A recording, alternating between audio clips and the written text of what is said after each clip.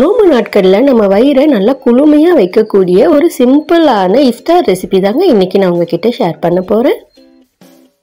Welcome to Rahana's kitchen. அதுக்கு 10 gram அளவுக்கு கடல் பாசியை எடுத்துக்கலாம். சப்போஸ் உங்ககிட்ட கடல் பாசி பவுடர் ஃபார்மில் இல்லாமல் இந்த மாதிரி ஸ்டிஃப் ஃபார்மில் இருந்துச்சுன்னா அதை ஓப்பன் பண்ணி விட்டுட்டு எந்த அளவுக்கு முடியுமோ அந்த அளவுக்கு குட்டி குட்டியாக கட் பண்ணி எடுத்து மிக்ஸி ஜாரில் சேர்த்து விட்டு நல்லா ஃபைனாக அரைச்சி எடுத்துக்குங்க.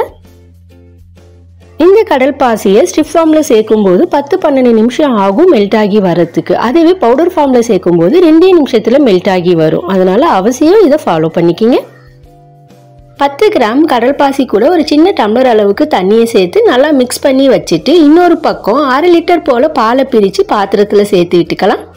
பால் காஞ்சி நல்லா கொதி வந்துருச்சு. இந்த ஸ்டேஜில் அடுப்பை லோ ஃப்ளேமில் வச்சுட்டு 1/4 கப் அளவுக்கு பால் பவுடரை சேர்த்து நல்லா கிளறி விட்டு பால் பவுடர் கெட்டிகள் எதுவும் இல்லாத அளவுக்கு நல்லா கிளறி விட்டுட்டு ஓரங்களில் தேங்கி இருக்கிற பால் ஆடைகளையும் இந்த மாதிரி அதுக்குள்ளே சேர்த்து விட்டுக்கிறேன். அடுத்து சில நொடிகளுக்கு அப்புறம் 6 டேபிள் ஸ்பூன் அளவுக்கு சர்க்கரையை சேர்த்துக்கலாம். சர்க்கரை மெல்ட் ஆகுற வரைக்கும் நல்லா கொதிக்க விட்டுட்டு அடுத்து நம்ம கலந்து எடுத்திருக்கிற கடல் பாசியை ஒரு தடவை கலக்கி விட்டுட்டு அதுக்குள்ள சேர்த்து விட்டுக்கலாம். கிண்ணத்தையும் கொஞ்சமா தண்ணி விட்டு அலசி அதையும் சேர்த்து 2 நிமிஷத்துக்கு, அதாவது இந்த கடல் பாசி நல்லா மெல்ட் ஆகுற வரைக்கும் நம்ம குக் பண்ணி விட்டுக்கலாம். முடிஞ்ச வரைக்கும் ஓரங்கள்ல தேங்கி இருக்கிற பால் ஏடைகளை உள்ள தள்ளி விட்டு குக் பண்ணி விட்டுக்குங்க.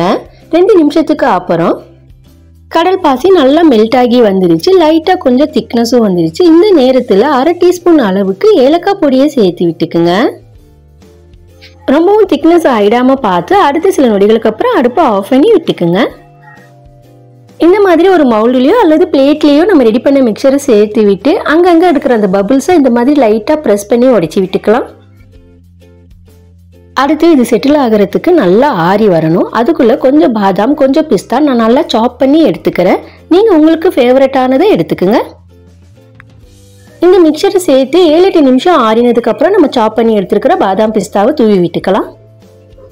மிக்சரை சேர்த்த உடனே நம்ம தூவி விட்டோம்னா எல்லாமே அடியில் போய் தேங்கி நின்றுடும். அதனால 7-8 நிமிஷத்துக்கு அப்புறம் மேலே தூவி விட்டுக்கோங்க. கொஞ்சம் ஆறினதுக்கு அப்புறம் 1/2 மணி நேரம் போல் ரெஃப்ரிஜிரேட்டரில் வச்சு விட்டுக்கலாம். 1/2 மணி நேரத்திற்கு அப்புறம் ரெஃப்ரிஜரேட்டர்லேருந்து எடுத்து விட்டுக்கலாம். பாருங்கள், நல்லா செட்டில் ஆயிடுச்சு. உங்களுக்கு விருப்பமான ஷேப்பு உங்களுக்கு விருப்பமான அளவில் கட் பண்ணி எடுத்துக்கோங்க. கடல் பாசி புட்டிங் சூப்பராக ரெடி ஆயிடுச்சுங்க. இந்த நோம்புக்கு நல்லா ஆரோக்கியமான இந்த மாதிரி ரெசிபியை செய்து பரிமாறி விட்டுக்குங்க. இது வரைக்கும் நம்ம சேனலை சப்ஸ்கிரைப் பண்ணாதவங்க சப்ஸ்கிரைப் பண்ணுங்கள். பக்கத்தில் இருக்கிற பெல் ஐக்கானை கிளிக் பண்ணி சப்போர்ட் பண்ணுங்கள்.